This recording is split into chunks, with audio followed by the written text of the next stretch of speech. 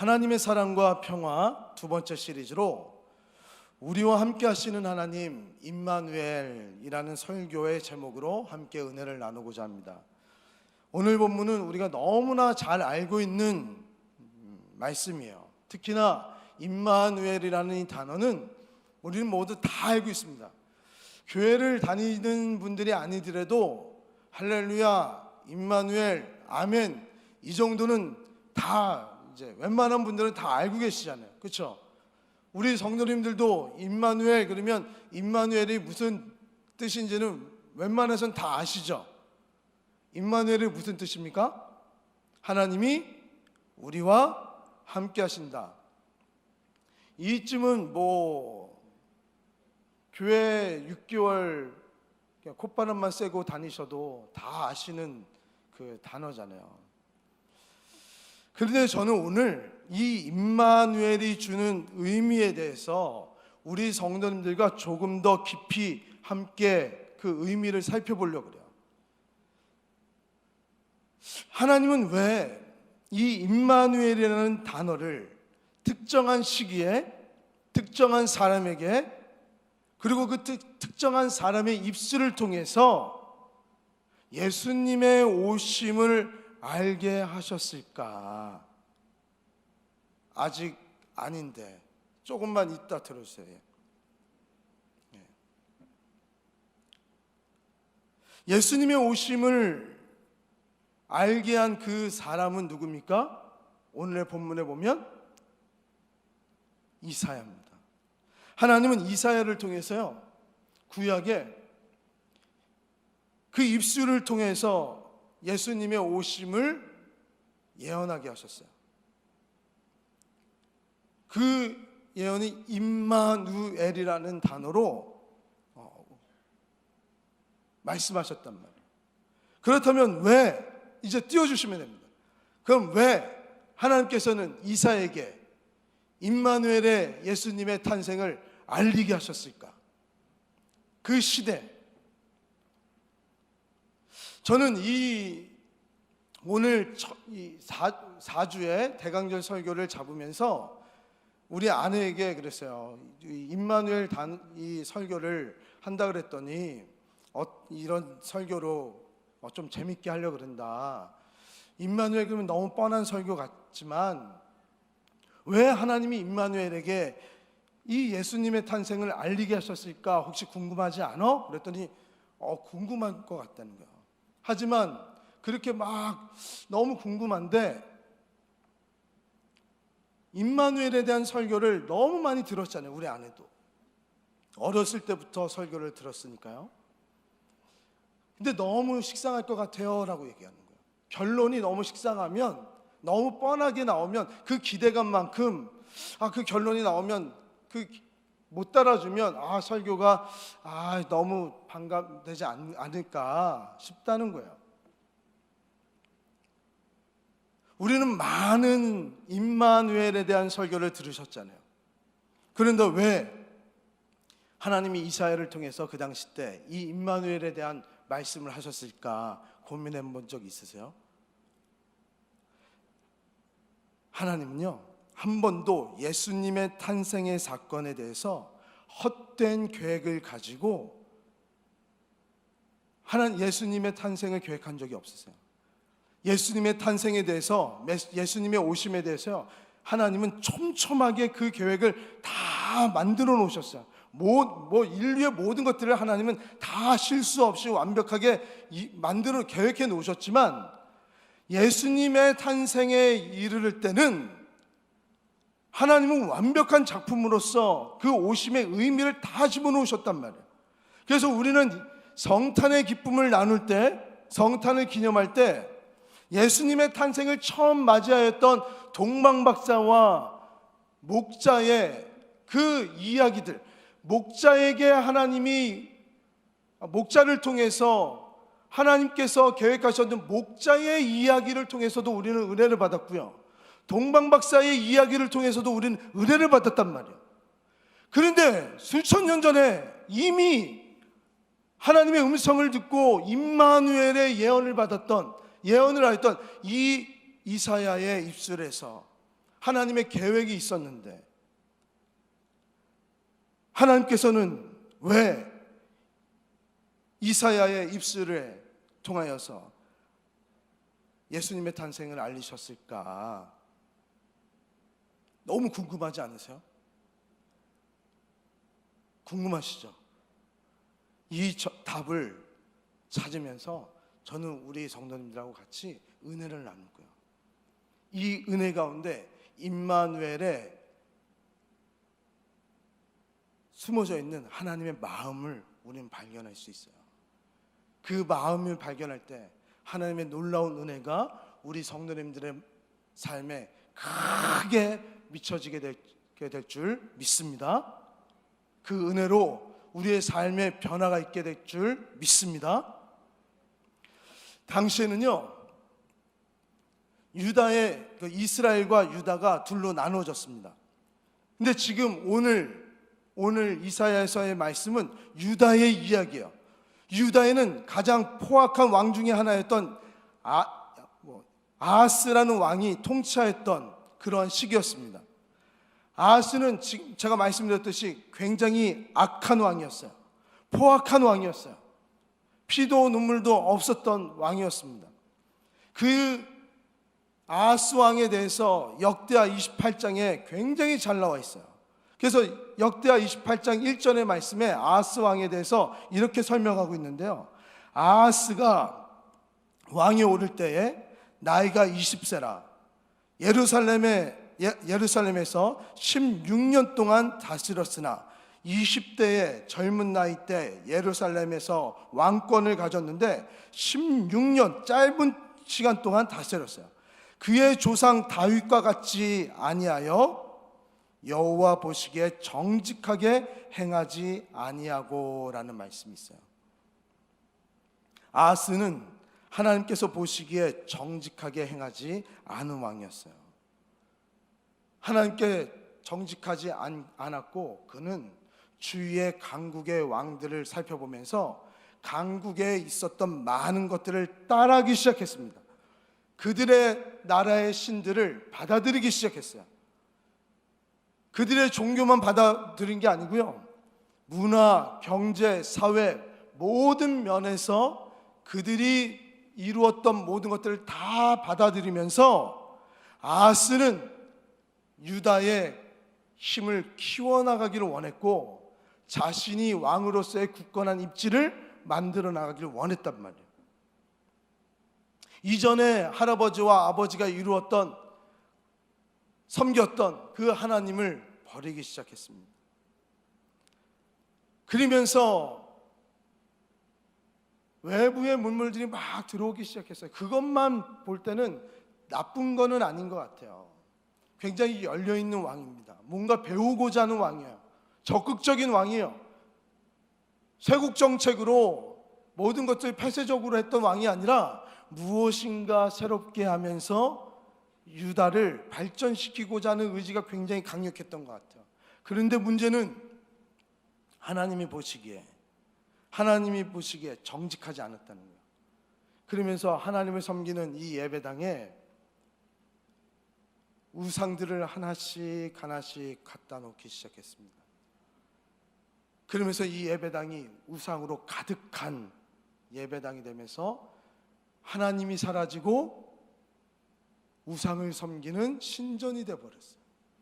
그러면서 하나님의 예배 소리가 사라지면서 여기서 이방의 신 몰락을 섬기며 유다의 자녀들을 죽이며 불에 유다의 자녀들을 던져 제물로 바치는 일까지도 서슴지 않게 했던 왕이 바로 아하스였어요. 그렇게 아하스는 유다를 강한 나라로 만들고 싶어 했고 자신의 힘을 더 강력하게 만들어 나가고 키워나가길 원했단 말이에요. 처음에는 공포감 때문에 사람들이 그 왕에 힘을 주기 시작했어요. 그런데 점점 시간이 지나자 힘이 생겨나간 것이 아니라 강력해지는 것이 아니라 상황이 더 악화되어져 갔습니다.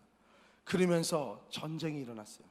그 전쟁은 누구랑 일어났냐 하면 이스라엘, 자기의 민족들과 분열됐던 그 민족과 전쟁이 일어났어요. 그러면서 전쟁이 일어났을 때, 전쟁 중에 단 하루 만에 일어났던 전쟁 중에, 계속 일어났던 전쟁 중에 단 하루, 그 전쟁, 하루의 전쟁 중에 유다 군인 12만이 죽고 20만 명이 포로로 잡혀갑니다. 32만의 군인이 사라져 버린 거예요. 지금도 32만의 군인이 없어져 버리면 대한민국도 흔들리지 않습니까? 근데 당시에 그 조그만 나라가 32만의 군사력이 없어졌다고 생각하세요. 얼마나 큰 위기입니까? 그리고 이스라엘은 아람 왕과 연합을 했었어요. 그리고 이 유다를 쳐들어오고 있었단 말이에요. 지금 적군들은 이제 유다의 도시를 멸망시키기 위해서 진군한다고 소식이 들려왔어요. 그 소식이 이제 예루살렘까지 전달이 되었고요. 이제 진퇴양난으로 어디로 갈 수도 없었습니다. 이제 멸망하는 일밖에 남지 않은 그 위기 가운데 놓인 상황에 이제 아하스가 어찌할지를 몰라 하는 그런 위기 가운데 놓여진 것이 바로 아하스의 상황이었단 말이에요. 만약에 우리 성도님들께서 지금 아하스처럼 이 위기 가운데 놓여졌으면 어떻게 하겠습니까? 그 위기의 원인을 찾겠죠. 근데 이 28장에 이 전쟁의 위기가 왜 일어났는지에 대해서 분명히 말하고 있어요. 이 28장에서는 이 전쟁의 위기는 아하스 왕이 하나님을 버렸기 때문이라고 분명히 말하고 있어요. 이 모든 원인은 아하스 왕의 죄 때문에 일어난 거예요. 한 사람의 죄 때문에 그런 거예요. 한 왕의, 한 리더의 죄 때문에 그런 거예요. 나 때문에 우리의 직장이 위기가 일어났다면, 나 때문에 우리 가정에 위기가 일어났다면, 나 때문에 어떤 공동체에 위기가 일어났다면 우리 성도님들은 어떻게 하시겠습니까? 무엇인가 돌이켜야 되잖아요.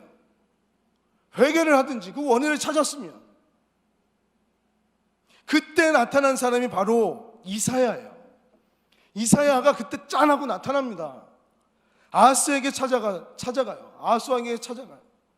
야, 이렇게까지 하나님이 아하스를 정신 차리게 했으면 아하스가 이제 하나님 앞에 나오겠지. 이사야는 아하스를 만나러 갈 때 기대를 하고 갔을 겁니다. 야, 이제 아하스가 무릎을 꿇고 하나님 앞에, 하나님 나의 죄를 용서해 달라고, 이제 이 예배, 우리 유다는 하나님, 오직 하나님을 섬기는 집이라고, 오직 우리의 전은, 우리의 예배당은 오직 하나님만을 섬기는 전이고 예배당이고, 이 모든 우상들은 다 태워버리고 나의 죄를 용서해 달라고, 나의 죄를 용서해 주시고, 우리 민족의 죄를 용서해 주시고, 나의 우상들을 다 태워버리고 우리가 이렇게 자복하고 있으니까 제발 하나님 우리를 구원해 달라고 그렇게 무릎 꿇고 회개하고 있겠거니 생각하면서 아마 아하스를 만나러 갔었을 거예요. 그런데 아하스가 이사야의 생각과 다르게 하나님 앞에 무릎을 꿇지 않고 있었어요. 여전히 아하스 왕은 하나님 앞에 무릎을 꿇지 않고 여전히 자신의 힘과 자신의 영리함과 자신의 힘을 의지하여 또 다른 계획을 세우기 시작합니다. 예루살렘 도시를 포위하려고 곧 포위할 적군들을 대비하여서 도시의 상수도를 정비하기 시작했고요. 도시를 점검하며 어떻게 적군들을 대비하여 전투할지를 다 점검하기 시작한 거예요. 분주하게 왔다 갔다 하기 시작한 거예요. 그리고 끝까지 하나님보다 주위에 힘센 왕들을 의지하면서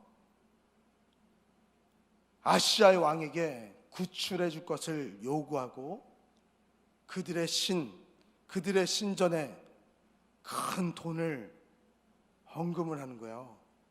그러면서 그 신이 우리를 구해달라고 간청을 합니다. 이게 말이 됩니까?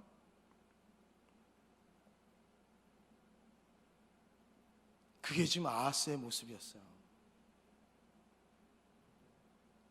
사실 아하스는 이러한 행동을 한 게 굉장히 불안했기 때문에 이런 행동을 하고 있었던 거예요. 이사야서 7장 2절에 그의 심리적인 모습을 이렇게 표현하고 있습니다. 왕의 마음과 그 백성의 마음이 살림이 바람의 흔들림 같이 흔들렸더라라고 말씀하고 있어요. 그러니까 그 마음이 살림이 흔들린 것처럼 바다바다바다 계속 흔들려고 있었던 거예요. 사랑하는 주인숙교회 성도 여러분, 우리가 과연 아하스를 믿음이 없다라고 이야기할 수 있는 사람일까요? 우리가 공포 가운데 있을 때, 어려움 가운데 있을 때 우리 성도님들이 먼저 하나님을 먼저 찾으십니까? 아니면 나에게 도움이 될 만한 그런 사람들을 먼저 찾으십니까? 재정적인 위기가 딱 처했다고 생각해 보세요. 하나님에게 먼저 찾아가십니까? 나의 든든한 파트너 땡땡은행에게 먼저 찾아가십니까? 은행에 먼저 찾아가는 게 일반적인 거 아닙니까? 우리 다?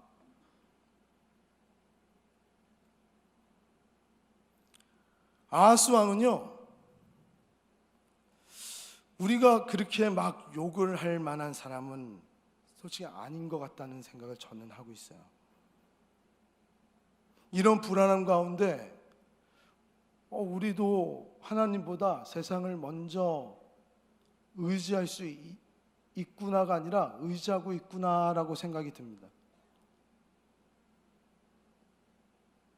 이런 아하스에게 이사야가 찾아갑니다. 이사야가 가서 아하스 왕에게 이야기를 합니다. 뭐라고 얘기했을까요? 이사야는 선지자인데 선지자답게 딱 한마디를 했겠죠. 뭐라고 했을까요? 회개하라고. 네 멋대로 사는 게 맞냐고. 하나님께서 세워주신 왕처럼 하나님을 섬겨야 되지 않겠냐고. 회개하라고. 진노가 네 머리 위에서 쏟아져서 너는 정령 죽으리라, 그렇게 얘기하지 않았어요. 네 멋대로 산 인생, 너 이렇게 살다가 죽는다. 너 진짜 회개하지 않으면 너 안 된다. 너의 과거를 돌이켜봐라. 그렇게 얘기한 게 아니라요, 7장 4절에처럼 이렇게 얘기하고 있어요. 제가 너무 놀랐어요. 이사야가 악독한 왕, 끝까지 자기의 죄를 회개하지 아니하는 이 왕에게 4절의 말씀처럼 얘기합니다. 4절 말씀 띄워주시죠. 그에게 이르기를 너는 삼가며 종용하라. 아람 왕 르신과 르말리아의 아들이, 이게 이제 이스라엘 왕입니다. 심히 노할지라도 연기나는 두 부지갱이 그루터에 불과하니 두려워 말며 낙심치 말라라 그랬어요.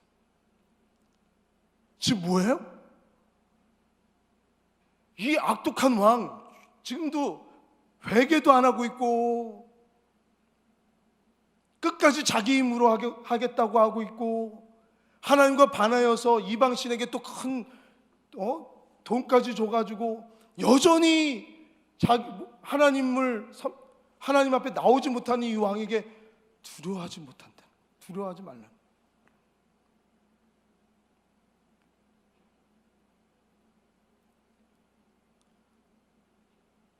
저는 제가 왜 임마누엘을 맨 마지막으로 빼지 않고 왜 두 번째 시리즈로 넣는지 혹시 감 딱 오세요? 첫 번째 주가 뭐였죠? 우리 저 주홍같이 붉을지라도 연결이 되죠.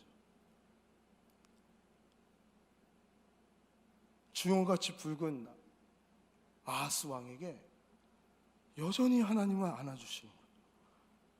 여전히 안아주시는 거예요. 그런데 아하스가 아직도 정신을 못 차려요. 여전히 두려움 가운데서 헤어나질 못하고 있어요. 그러니까 하나님이 또 나타나세요. 직접 아하스에게 말씀하세요. 저는 하나님이 한 번만이라도 나타났으면 좋겠는데 아하스에게 직접 말씀하십니다. 아하스야, 아하스를 통해서 믿음의 징조를 구하여 믿음을 구하라. 기회를 주세요. 그런데 아하스 왕은 이 기회를 거절을 해버려요. 저는 하나님이 그렇게 말씀해 주셔서 위로를 해주시면 위로받는 척이라도 할 텐데, 사실 오늘 이 하나님의 말씀은 위로의 말씀이 아니라 이 상황을 극복해 주시겠다고, 구원해 주시겠다는 말씀이에요. 그런데 아하스는 어떻게 얘기합니까? 나는 하나님을 시험하지 않겠노라고 얘기해요. 그게 하나님을 시험하지 않겠노라고 얘기하는 게 아니고요, 나는 나의 힘을 믿겠다는 거예요. 나는 이 국제적인 대세를 따르겠다는 거예요. 교만해요. 일종의 우리가 어떤 거냐면, 내가 어떤 어려움이 처했을 때 교회 가서 기도를 한다고 그러면 주위에서 그래요. 이렇게 어려울 때 교회 가서 기도하는 거 너무 종교적인 것에 그렇게 의존하지 말라고, 그런 거 안 좋은 거라고 주위에서 이야기하는 사람들 있죠. 똑같이 얘기하는 거예요.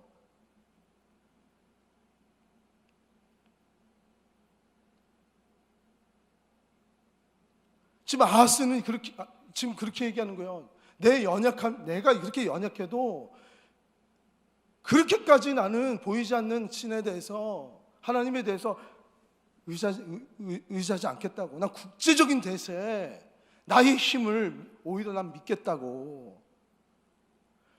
이런 교만할 때, 이런 상황에서요 14절의 말씀이 나온 거예요. 오늘의 말씀이 14절의 말씀이 무엇입니까?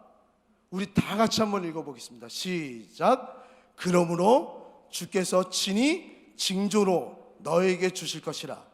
보라, 처녀가 잉태하여 아들을 낳을 것이요 그 이름을 임마누엘이라 하리라. 아멘. 이사야가 뭐래요? 주께서 친히 징조를 주시겠다 그러죠. 하나님이 아하스에게 임마누엘이라는 말씀을 주실 수밖에 없는 상황이 놓여진 거예요. 지금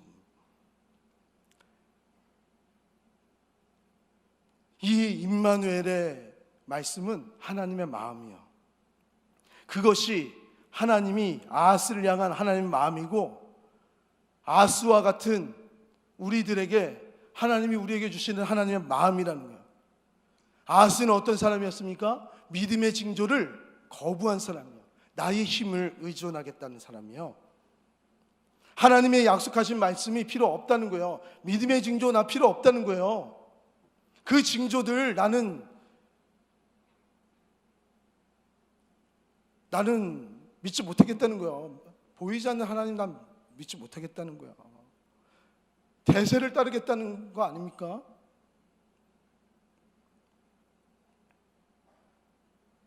우리는 여기서요 이 부분을 깊게 묵상하면 임마누엘의 참된 의미를 찾을 수 있어요. 그냥 사전적인 의미에서 하나님이 우리와 함께 하신다의 사전적인 의미가 아니라, 하나님이 우리에게 어떤 말씀으로 이 마음을 우리에게 주셨는지를 알 수 있는 거예요. 하나님은 어떻게 해서든지 아하스를 마음에 품고 싶으셨던 거예요. 그런데 아하스는 어떻게 해서든지 하나님의 징조를 구하지 않겠다고 얘기하고 있어요.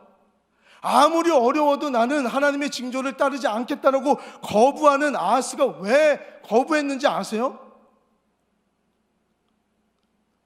하나님이 주시는 징조가 뭔데요? 14절 다 같이 우리 읽었잖아요. 하나님이 이야기하는 징조라고 강력하게 얘기한 게 뭐예요? 보라, 처녀가 잉태하여 아들을 낳는데요. 이게 징조래요. 이게 무슨 말도 안 되는 얘기입니까? 이게 아하스의 상황에서는 개 같은 얘기 아닙니까? 말도 안 되는 거죠. 전쟁을 준비할 때 상수도를 뚫고 준비하는 게 상식적이죠. 어떻게 처녀가 아들을 낳아요? 그걸 믿을 사람이 어디 있어요? 전쟁터에서 처녀가 아들을 낳는 그런 기적을 일으키는 하나님이니까 믿어봐. 어떻게 믿어요 거기서? 그러니까 대세를 따르는 거죠. 우리의 삶 가운데서도 아하스처럼 12만의 군대가 죽었어요. 20만의 군대가 포로로 끌려갔어요. 그런 죽음의 문턱에서 덜덜덜 떨고 있는 우리의 삶을 한번 살펴보세요. 우리도 영적인 전투가 아니라 삶의 전투에서, 보이지 않는 다른 전투에서요, 실질적인 전투에서 고통받고 있는데, 갑자기 처녀가 아들을 낳는 징조를 보이시는 예수님께서 너의 삶을 책임져 주실 거야. 그 징조를 믿어. 그 징조를 믿으면 하나님이 너를 구원해 주실 거야. 믿을 수 있어요? 없어요? 믿기가 어려워요. 그런데 하나님이 그럼에도 불구하고 이 임마누엘을 외치는 그 이유는 무엇입니까? 이 임마누엘은 하나님의 능력으로 구원의 역사를 이루시겠다는 거 아니에요? 그것이 임마누엘이고, 이것이 하나님께서 우리와 함께 하신다는 거예요. 그러니까 임마누엘의 신앙은 하나님이 일하는 방법을 우리가 믿겠습니다라는 우리의 신앙이 고백이 된다는 거예요. 믿으십니까? 이걸 믿으라는 거야. 아하스한테 이것만 믿으면. 네가 믿기가 참 어려운 시기니까. 그래, 징조가 믿기 어렵다. 아하스야, 네가 참 믿기 어려울 거야. 근데 내가 새로운 징조를 줄게.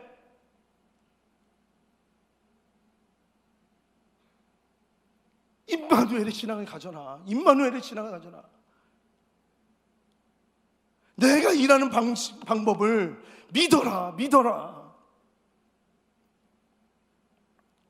세상의 일이 아니라.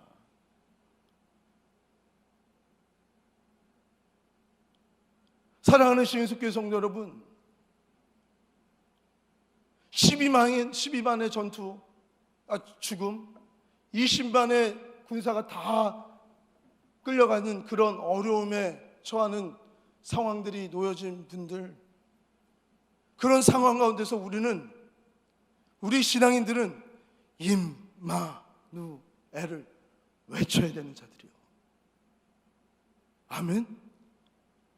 우리가 믿기 어려워도요, 우리는 하나님께서 우리의 삶을 이끌어 주신다는 임마누엘, 이 신앙을 고백하는 자가 되어야 된다는 거예요.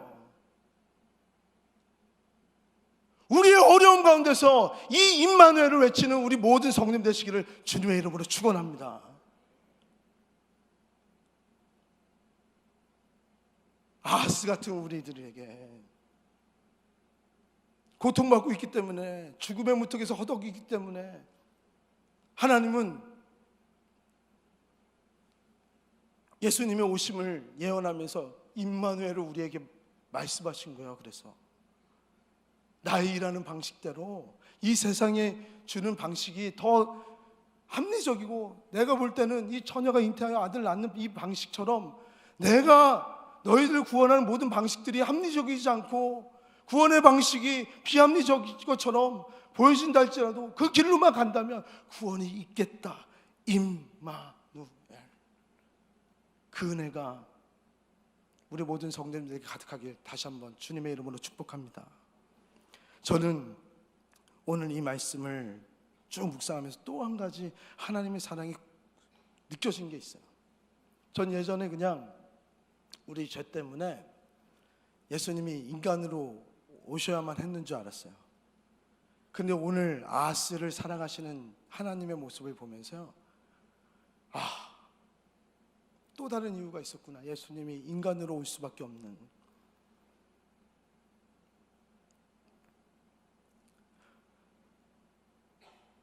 아하스가 끝까지 인간의 아들들을 봐왔잖아요. 인간의 아들의 힘을 의지했잖아요. 아하스야, 세상의 왕들, 그 아들들 다 헛거야. 그거 아니야. 그거 아니야. 그거 아니야. 내가 진짜 아들이 뭔지 보내줄게.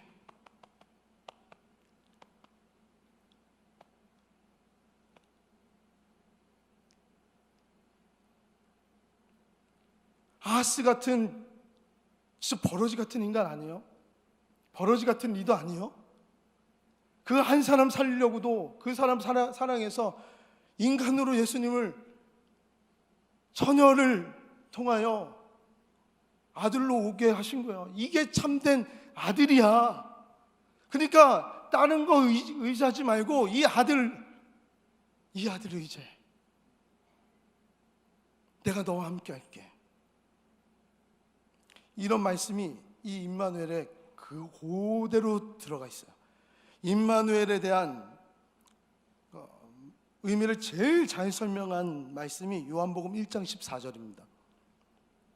요한복음 1장 14절의 말씀에 말씀이 육신이 되어 우리 가운데 거하심에 우리가 그 영광을 보니 아버지의 독생자의 영광이요 은혜와 진리가 충만하더라.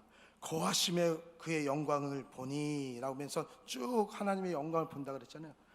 거하심에라는 단어가 무슨 뜻인지 아세요? 거하심에라는 단어는 빨간 적으라 했던 것은 헬라어로 스케노라는 단어예요. 스케노라는 단어는 장막을 세우다 살다라는 단어인데요, 이 단어가 쓰여질 때는 친숙한 관계를 의미할 때, 함께 가까이서 지내고 함께 먹을 것을 만들고 먹고 나누고 함께 시간을 보내면서 친근하게 모든 것을 함께 할 때 이 스케노라는 단어를 써요. 그러니까 하나님은 임마누엘로 함께 오신다는 이 이야기를 아하스한테 할 때는요, 내가 너와 함께 하고 싶어. 다른 아들 보지 말고 진짜 내가 너와 함께 하고 싶으니까, 네가 죄가 많더라도 주홍같이 붉을지라도 내가 너와 함께 하고 싶으니까 참된 아들 내가 좀만 기다려봐라. 내가 그 아들을 대신 보내줄게. 그 아들을 의지해. 네가 그렇게 지금 당장은 아니니까 보여지는 게 원한다니까 보여지는 모습이라도 내가 보내줄게. 그런 하나님의 모습이, 사랑이 막 느껴지는 거예요. 아하스에게 임마누엘이라는 말씀을 주신 이유는 그만큼 아하스의 마음을 설득시켜주고 싶고 구원시켜주고 싶고 위로해주고 싶고 사랑해주고 싶고 함께해주고 싶어하는 하나님의 말씀이 보이는 거야.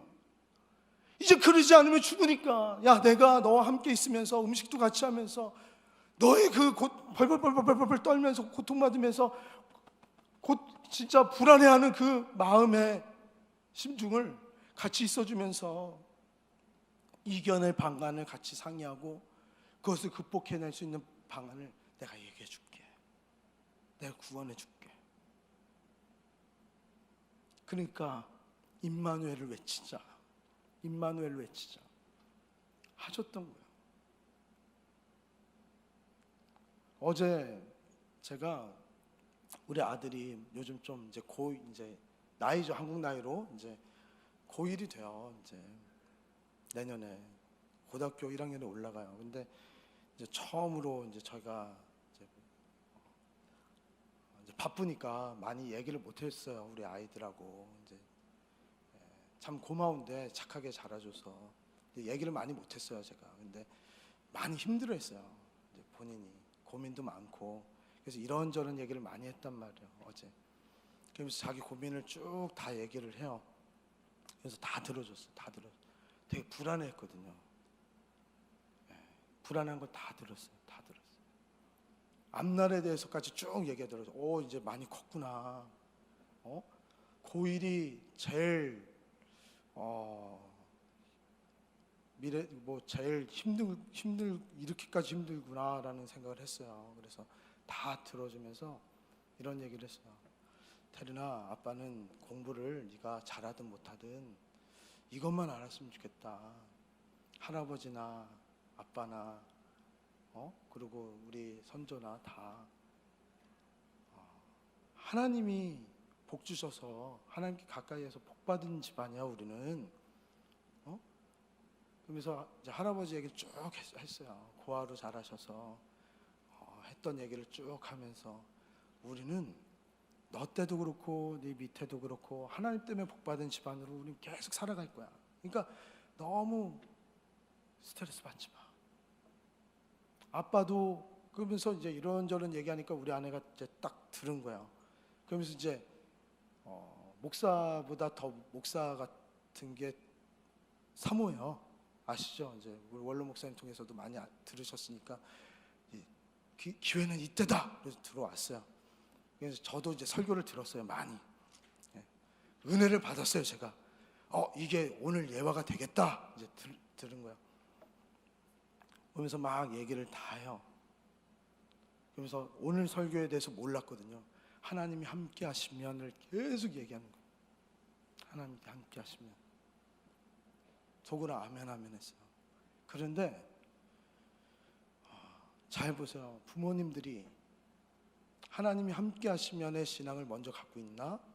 제가 먼저 아들에 대해서, 직장에 대해서, 뭐에 대해서. 제가 금요철회 때 말씀을 드렸잖아요. 제 신앙의 고백을 요즘 금요철회 때 많이 얘기하거든요. 이제 금요철에 많이 오시면 좋겠어요. 같이 이제 목사가 목사다워지는 변천의 모습이 이제 막 보여지기 시작하실 거예요. 이제 목사가 진짜 목사다워지는구나. 이제 제가 요즘 그래요. 막 은혜 받기 시작해가지고 기쁨으로 제가 이제 기뻐할 수 있다. 이제 그런 게 느껴졌는데 하나님이 함께하는 그 은혜가 무엇인지를 우리 아이한테 다 얘기해 줬단 말이에요. 어렸을 때 제가 무대에 있으면 그렇게 떨었어요. 저를 아시는 분들이 있지만. 그래서 저는 어렸을 때부터 강대상 뒤에서 계속 기도 많이 했거든요. 하나님, 내가 목사 될 수 있을까요? 강대상 닦고 전선 닦고 악기 닦고 그랬었어요. 혼자.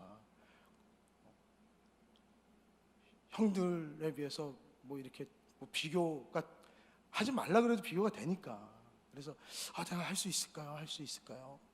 기도 정말 많이, 제가 혼자 기도 많이 했거든요. 하나님, 저도 은혜 주세요. 은혜 주세요. 은혜 주세요. 정말 간절히 많이 기도했어요. 그러면서 테리나 그렇게 기도하면 하나님이 능력과 상관없이 하나님의 능력으로 세워주시더라. 그 얘기를 했어요.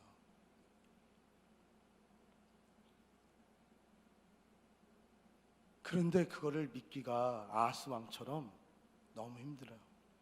아하스 왕은 끝까지 임마누엘을 외치지 못했어요. 하지만 우리가 예수님의 다시 오심을 기다리면서 우리는 임마누엘 임마누엘 찬양도 하고 고백도 하잖아요. 하나님의 일하는 방식을 믿겠습니다 라고 우리는 고백하고 있는 거예요. 믿으십니까?